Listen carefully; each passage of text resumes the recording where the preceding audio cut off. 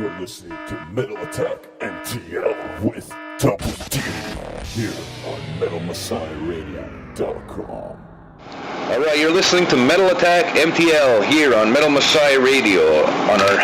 We're doing our heavy MTL special tonight, and right now joining us on the phone is none other than Montreal's own Kevin Jardine from Slaves on Dope. How's it going, Kevin? It's going very good, man. How you doing? Not too bad, can't complain. It's going slow, but it's going. Also joining us here in the studio is DJ Convulsion. Hey people. Alright, well, Slaves on Dope, you guys just released a new song and video, No One to Blame. So is it safe to assume that you guys have a full-length album in the works? We got more than a full length, and it's already done, mixed, mastered, everything is done on it. So we're pretty much just, we're waiting for the right time to release it, which will probably be in the fall. So how about album title? Could you give us anything? We've already said that. It's already called Over the Influence. Over the Influence, cool. Alright, well, this summer, you guys played two big festivals here, and you did the Montebello Festival just, when was that, about a month ago? Yeah, about a month ago. And how did that go? Went great. We had a great time. We played with some bands we haven't played much with. We played with a band called Blind Witness. Played with, who else was there that day? Band Dead and Divine was there. Really cool band. A whole bunch of bands that I've never played with. We haven't been really gigging that much, so it's kind of neat to get out and see all the new talent that's out there. Right. And how long were you given set time out there? We played about 30 minutes. We might have gone over a little bit because we got excited, because our first time on stage in a while, but about 30 minutes, about 7-8 songs I think we played. Yeah, and how many people do you think you got to play in front of at that show? About 3,000, I think. Not bad. Well, any plans for like a full-on tour in the near future? We got an offer in last week to go with the band. I'm not going to say who. I'm not going to say anything, really. I don't know what we're going to do. We're just doing this for fun and taking it as it comes. So if we decide to go, it's going to be because we really want to, and it's the right band, it's the right thing to do. But for now, we're just kind of concentrating on making another video, doing this show in the summer, and then launching the record. That's kind of our priority. We toured a lot when we first started making records, and the scene's changed a lot. And, making money on the road and going out and slugging it out night after night is a really, really tough thing to do. So we're just going to make sure that if we do go out, we're going to go out on the right package with the right band, and we're going to have a good time, Oh yeah. Well, actually, I thought something different. I thought that was like the only way to make money. Is from what I've been hearing, there's no money in records either. So like. No, but I'm not doing it to make money. I'm doing it to have fun. But when you go out on the road, you got to make money. So we have to go out on the right tour, like I said, with the right bands, and it'll have to make sense. And that's easier said than done. You don't always get to pick the bands you go on the road with. So we'll see what comes up, and by the end of the record cycle, we'll have definitely done one tour. I just don't know who it'll be with, and I don't know when it's going to start. That's cool. Oh, I got a question about the record too. Is there any particular label is it going to be on, or just totally independent record? I'm not really sure yet. We have a couple of offers, and I don't even know. We might just end up putting it on iTunes ourselves and just pricing it ourselves and selling it just basically through the band. But I don't know. It's still early on. We just put out the video and the record's done, so we're just sending it out to all the people that we know right now. We didn't send it out before. We're kind of just doing all that as we speak. Yeah, well, just speaking of your music, I was looking at for some of your material online and stuff like that, on your website, stuff like that, and I can't seem to find anything or any information from any other albums except for Inches from the Main Line. Could you help me out with that? Well, we had a record out there on Metaphor, but it was on MCA, and MCA folded pretty much the week our record came out, so that kind of really shot us in the foot.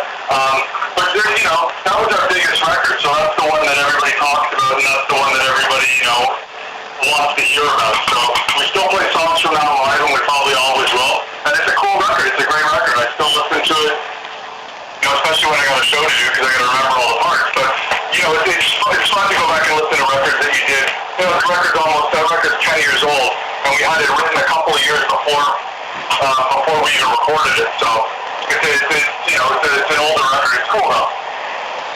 Okay, well, we're gonna cut off right here, and we're gonna listen to one track from Inches from the Main Line. So keep it locked here on Metal Messiah Radio with more from Kevin Jardine from Slaves on Dope. Double D here with DJ Convulsion, and we're on the phone right now with Kevin Jardine from Slaves on Dope. And this weekend, you guys are gonna be playing over at Heavy MTL here in our fair city of Montreal. 2-day music festival. You guys are going to be playing on Saturday the 23rd at around 1 p.m.? Yeah, I think 1:30 on stage, something like that.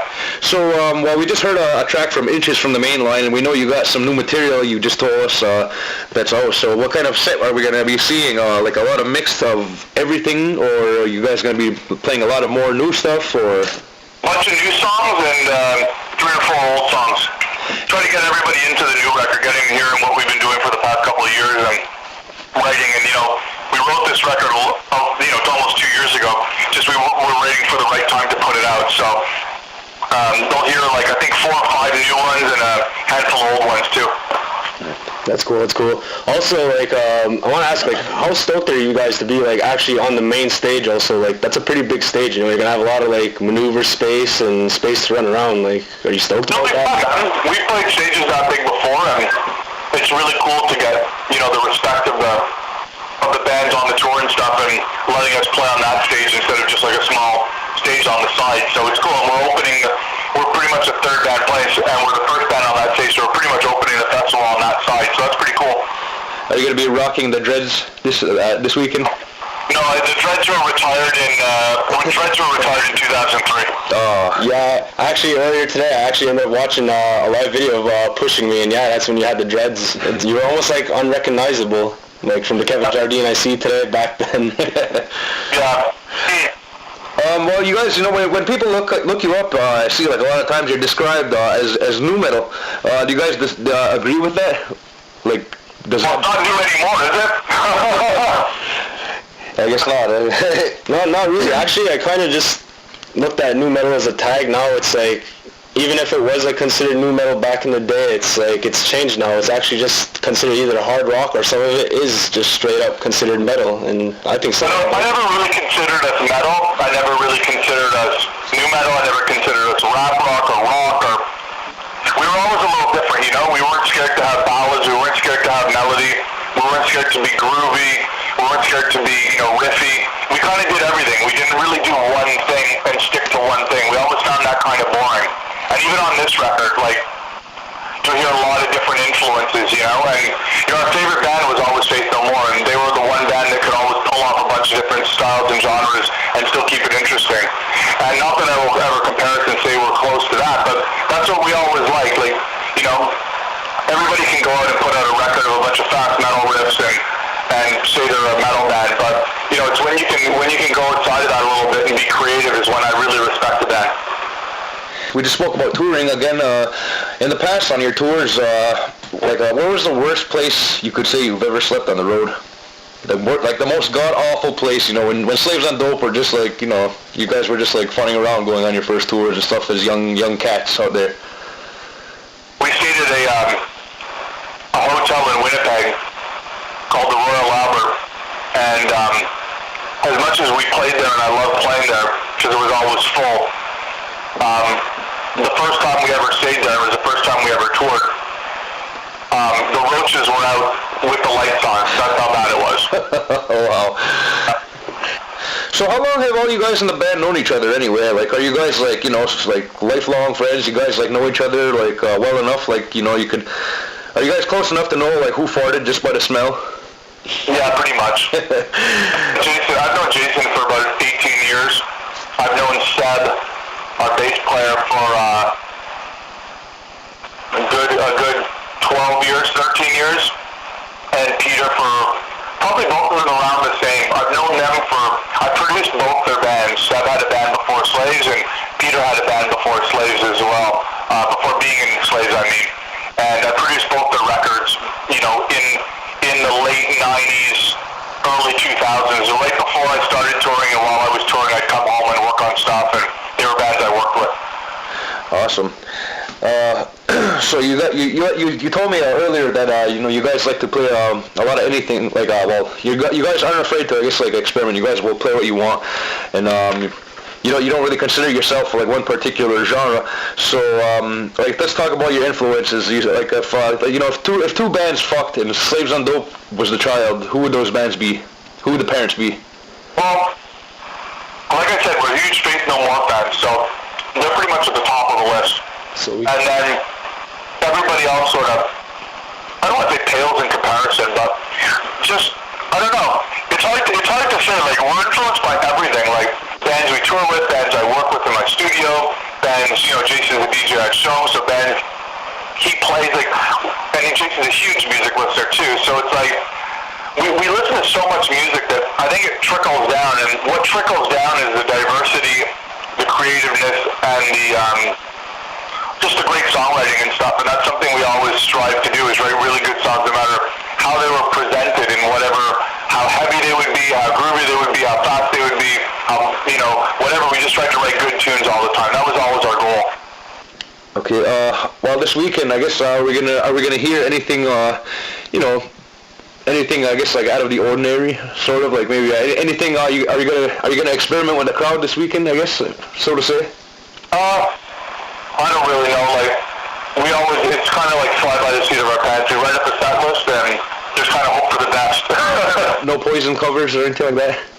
Well, I don't think we ever played Look What the Cat Dragged In live. We might have done it once or twice. We used to do War Pigs a lot, because it was on the Nativity of Life soundtrack, the old soundtrack, but tribute record, but no, I don't think, because we don't have a half-hour set, so we're not gonna litter it with covers or do anything weird like that. There's a Faith No More song we play that sometimes gets pulled out, but I doubt it. I think we're just gonna stick to making sure people hear the new songs and people hear a handful of old ones to keep them happy, Awesome. All right. Well, I know I'm definitely going to be there. I'm going there that early just to see you guys, and I'm going to be there with my horns in the air. So DJ Convulsion, we're looking forward to it. It's the show is this weekend, Heavy MTL, Parc Jean Drapeau here in Montreal, Canada. So hopefully people will make it out here to see a great show with Slaves on Dope. Thanks for coming on the show, Kevin. Thank you very much. And we'll hopefully we'll get to see you at the show. Maybe I can buy you a beer. Oh, that's sweet, dude. I'll buy you a beer too. Yeah. All right. Have a good time. All right, take care. You're listening to Metal Attack MTL with Double D here on MetalMessiahRadio.com.